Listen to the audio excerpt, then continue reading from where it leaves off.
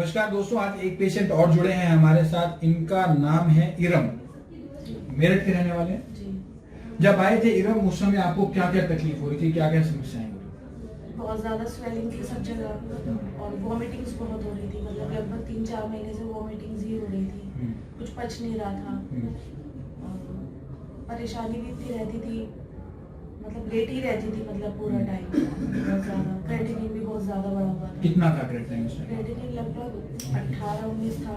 18-19 तक चला गया, काफी ज्यादा बढ़ा हुआ। जी, बहुत ज्यादा बढ़ गया था। अच्छा, बहुत ज्यादा परेशानी होने लगी थी। दिल नहीं लगता था, बिल्कुल ऐसे ही रहता था। मतलब ऐसा लगता था कि अब सब खत्म, निराश हो गए थे, बहुत ज्यादा। हताश निराश हो गए। जी, फिर बस यहाँ का पता लगा हमें। हमने बहुत सारे थोड़ा इंटरव्यूज volume देखे तेज, आपके, थोड़ा तेज इंटरव्यूज भी volume। देखे आपके बहुत सारे। उसमें थोड़ी सी पॉजिटिव फीलिंग्स आई कि नहीं, वहाँ जाकर थोड़ा। अच्छा, बहुत सारे आपने वीडियोस इंटरव्यू बहुत देखे। सारे। आज आपका इंटरव्यू खुद होता है और भी आप लोगों को देखिए। आप बताइए। बस फिर यहाँ आए तो अब बहुत मतलब इम्प्रूवमेंट है, काफी इम्प्रूवमेंट है। डायलिसिस जैसे हफ्ते में 2 बार हो रही थी, तो अब 5 दिन में 1 बार हो रही है। पहले आप ट्वाइस अ वीक करा रहे थे डायलिसिस, अब 5 दिन में 1 बार करा रहे जी। हो। और फिजिकल लेवल पर भी तकलीफ उस समय ज्यादा हो रही थी। जी जी। क्या क्या दिक्कत आ रही थी? मतलब सांस बहुत फूलता था मेरा, ज्यादा नहीं चल फिर सकती थी। अब ये है कि मैं अपना काम खुद कर लेती हूँ। पहले मैं कुछ भी नहीं कर पाती थी, अब मैं थोड़ा बहुत अपना कर लेती हूँ। चलने फिरने में भी इतनी थकान नहीं होती है। मतलब पहले से काफी इम्प्रूवमेंट। पहले से काफी। अभी वो सारी चीजें जो प्रॉब्लम फिजिकली प्रॉब्लम हो रही थी वो सारी सबसाइड हो गई। बहुत अच्छी बात है। और क्रेटिनिन भी जैसे आप बता रहे हो 18 तक था जी। डायलिसिस उस समय चल रहा था, उस समय 18-19 तक रह रहा था क्रेटिनिन आपका। डायलिसिस से पहले था। डायलिसिस से पहले था। ड्यूरिंग डायलिसिस तो 6-7-8 तक 6-7 पोस्ट डायलिसिस रिड्यूस हो रहा था डायलिसिस का। अभी तो डायलिसिस के साथ साथ भी काफी कम हुआ है, क्रेटिनिन भी इम्प्रूव हुआ है। ठीक है, आप बताएं कैसे आपके कौन है? हस्बैंड है। बताएं आपको पता होगा कैसे कैसे इनको चेंज आए हैं, किस प्रकार से इनको इम्प्रूवमेंट्स आई हैं। ये था कि जब हम डायलिसिस के लिए लेकर गए इनको, तो उस टाइम पे बिल्कुल डाउन थी। वॉमिटिंग भी लगातार लग रही थी, वेट भी काफी इनका इंक्रीज हो गया था, लगभग 50 kg हो गया था, जबकि इनका नॉर्मल वेट 42 या 41 था। एक्चुअल वेट ये था, तो मतलब 6-7 लीटर पानी था।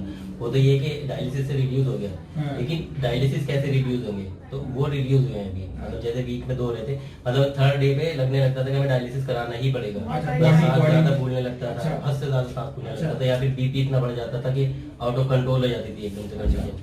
तो फिर ये है कि अब जैसे हमने फिर 4 दिन में स्टार्ट किया कि 4 दिन में 1 बार करा लेते हैं, फिर 5 दिन में किया, लास्ट टाइम हमने 6 दिन में कराया। लेकिन 6 दिन में भी बॉडी वाइज हमें कोई रिक्वायरमेंट लग नहीं रही डायलिसिस की।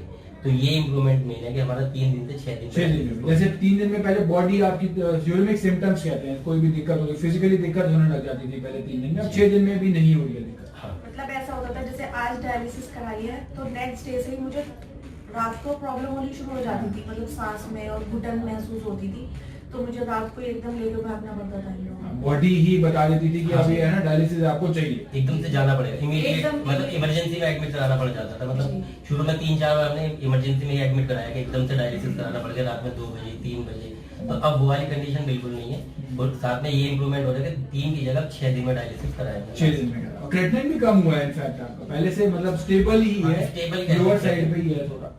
और अगर वो बढ़ भी रहा है तो उस टाइम पे भी हमारी रिक्वायरमेंट नहीं पड़ रही डायलिसिस की नहीं। जैसे वोमिटिंग जल्दी शुरू हो जाती थी। फिजिकली ये है कि अपना काम मैं अपने आप कर लेती हूँ, अपना काम खुद कर रहे हैं, बिल्कुल इंडिपेंडेंट हो गए, अब डिपेंडेंसी नहीं है किसी के ऊपर। चलिए, बहुत अच्छी बात। आप भी बताएंगे आपकी कौन है? ये मेरी मदर है। मदर। तो बताएं आपकी, आप भी देख रहे होंगे कि आपकी बेटी को किस प्रकार से इम्प्रूवमेंट आई है, किस तरीके से। मेरा भी कोई कहना है जो इन दोनों ने बताया है, फायदा हुआ पहले से बहुत। जी।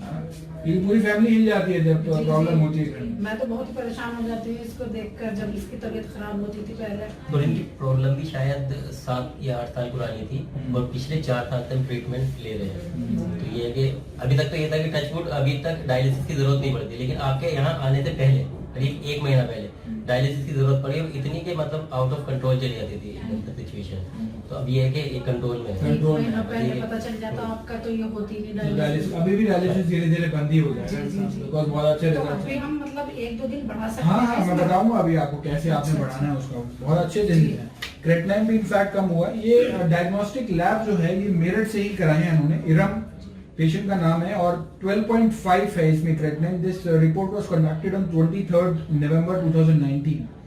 Consecutively, another report was conducted on 3rd December In this, creatinine came down to 10.3 and urea came down to 88. And latest report is conducted on 7th January 2020. And in this, the creatinine level is about 8.46 and urea is about 75. तो तीनों reports में creatinine urea भी changes आए हैं और साथ साथ physically भी इनको बहुत अच्छे रिजल्ट्स नजर आए हैं।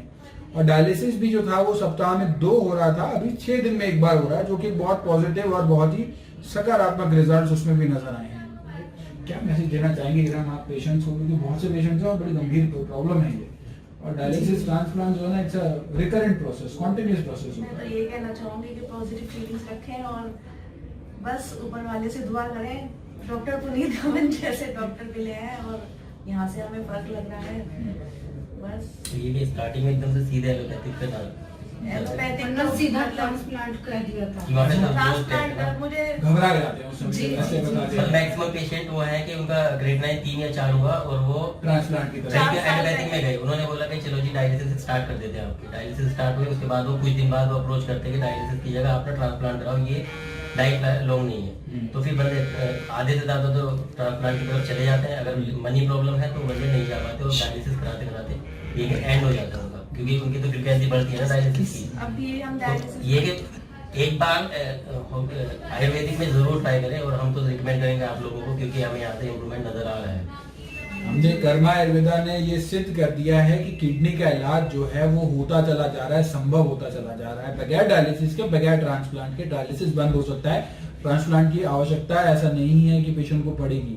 ऐसे अनगिनत पेशेंट जुड़ चुके हैं और कम से कम हजारों की संख्या में तो वीडियो उपलब्ध हैं टेस्टिमोनियल्स की, और विद रिपोर्ट्स, जो पेशेंट की अपने होम टाउन की रिपोर्ट्स होती हैं वही उपलब्ध हैं। अब जैसे मेरठ से आए हैं तो इनकी रिपोर्ट्स की जो लैब है वो मेरठ की लैब है और बहुत अच्छे इनको रिजल्ट्स भी नजर आए। Stop kidney dialysis.